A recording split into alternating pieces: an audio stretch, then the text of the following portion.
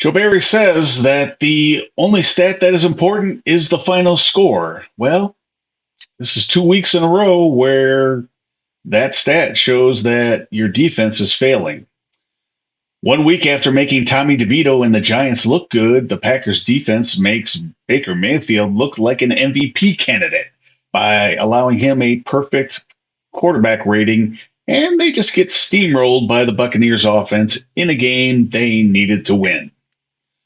Welcome back to the Packer Mentality Podcast, where I try to keep you up to date and shed a little light on what is happening on and off the field with the Packers. Your active participation is vital in transforming this channel into something truly special. Take a moment to subscribe, drop your comments, and connect with me on social media at Packer Mentality. Remember, you can locate this podcast on all your favorite podcast platforms. Packers got torched today by the Tampa Bay Buccaneers 34-20 in an embarrassing defensive performance. It was a fairly complete failure on defense. Against the run, especially in second and long situations, they allowed big gains on the ground. The Buccaneers were able to get the yardage they needed when it counted and would have finished the day with over 100 yards rushing if not for a couple of kneel downs at the end of the game. Their main running back, Rachaad White, 21 carries for 89 yards, and he added 2 catches for 50 yards and a touchdown. But the real problem for the Packers was the pass defense. This game was just a massive failure against the pass.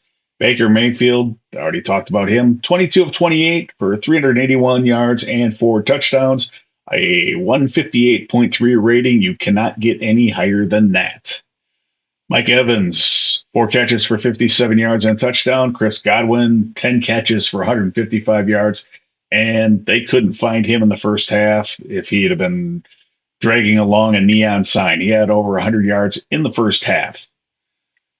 Now, the only bright spot on this defense today was the defensive line or the pass rushers. Kenny Clark had a couple sacks. Lucas Van Ness had a sack. I think they had 5 sacks total. So at least at times they were able to get to make Baker Mayfield. But other than that, it was bad. Linebackers out of position and not making plays.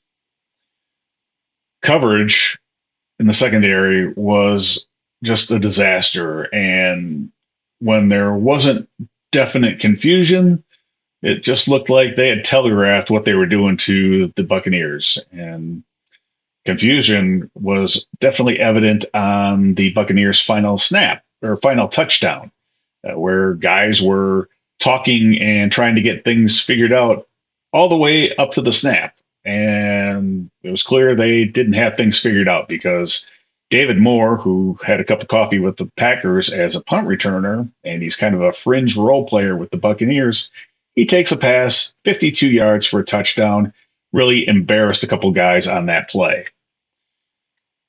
I wish I could say that I don't know how they've been able to get to this point in the season and not been torched. I do know, and I've been saying it all season. This team has been extremely fortunate. They've been facing bad offenses, bad quarterbacks, such as the Bears, Falcons, Saints, Raiders, Rams, Steelers, and Giants. All of them had bad offenses or bad quarterbacks. Or they faced good offenses and good quarterbacks that at the time the Packers faced them, they were having problems. The Chiefs definitely were having some issues. Chargers have a good quarterback. And the Lions, at least for one game, they caught Jared Goff, and he had a bad night. This week, they faced an okay quarterback in an average offense with a couple good weapons, but nothing truly special, and they got absolutely torched. They forced one turnover and just one punt all night. And after that punt, they made zero stops. They allowed a field goal and three touchdowns on four drives. No stops at all for any reason in the second half other than the final whistle. You can't put your young offense that is injury ravaged in this position where they have to score more than 34 points. Just it's going to be a losing proposition. Speaking of the Packers offense, they're still having some ups and downs, and they had them today. They had drives getting stalled because of dumb penalties, like a delay a game, and some obvious mistakes and wrong routes by the receivers, two receivers in basically the same place, and neither one of them saw the ball. But they had some guys really show up today, and if you're a Packers fan, you should have given you some hope and a glimpse of how exciting a future they could have. Great today, Dontavian Wicks, 6 catches, 97 yards, huge catches, making great plays with the ball in his hands, getting open. And when he has the ball in his hands, he's just difficult to bring down. I love his game. I love what he's doing. And I just hope he stays healthy and he continues to improve because Packers may have found something with him. Jaden Reed continuing a great season on his way to breaking Sterling Sharp's reception record. I believe he's one catch away right now. He had 4 catches for 52 yards and a big touchdown. Tucker Kraft forced into the starting lineup because of the from what injury to Luke Musgrave. Another big day, 4 catches for 57 yards and a touchdown. He was really good with the ball in his hands. Needs to maybe rethink trying to hurdle everybody, but other than that, great day from him. Love what he's doing. Malik Heath had a big catch and finished with 3 catches for 29 yards. Aaron Jones, was great to see him back on the field. And at the start of the game, looked like was going to have a special day. Had a very nice first drive. Had something like 7 catches for 48 yards. But in true Matt LaFleur fashion, he barely touched the ball for the rest of the game. And this is one of the big complaints I have with Matt LaFleur and Aaron Jones. You can go back over the last year, and it's really frustrating how Matt LaFleur doesn't use Aaron Jones.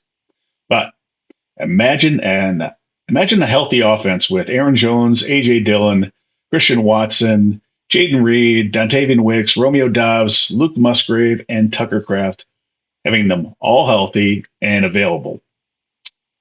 We got to see bits and pieces of it today. And then on the biggest play of the game, 4th down and long, with the game on the line, Packers had on the field Patrick Taylor at running back, Bo Melton, Malik Heath, and Romeo Dobbs at wide receiver, and Tucker Kraft at tight end.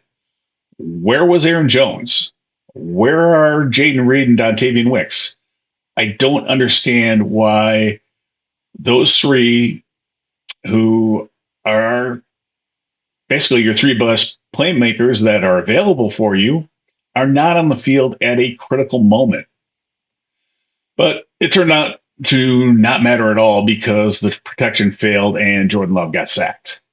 So let's talk quickly about Jordan Love. And he was really good today. Not perfect. Again, at the start of the game, his mechanics were bad.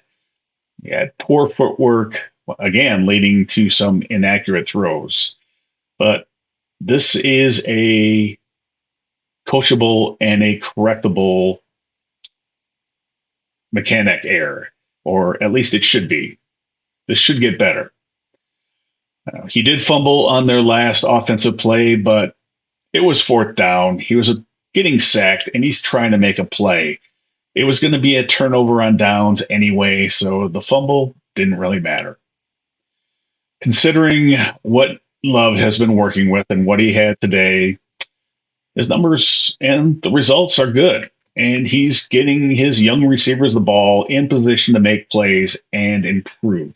Today, 29 to 39 for 284 yards, two touchdowns, no interceptions, and a 111.5 rating. That is really good. And even with, a few of his mistakes, I'm still really happy with what I'm seeing from him. I was already on record saying I have no faith in the Packers defense, so I don't think we should talk about any playoff chances for the next couple weeks. Packers are now 6-8 with 3 games left to play, starting with a trip to Carolina to face the Panthers, who are coming off a rare win for them over the Falcons. We'll focus on that game, and we'll do that in a few days. Your thoughts and comments are crucial to the conversation and the life of this podcast, so be sure to drop them in the comments section. Subscribe and connect with me on social media. Stay tuned for my Panthers game preview episode in a few days. But until then, have a great week and go Pack Go.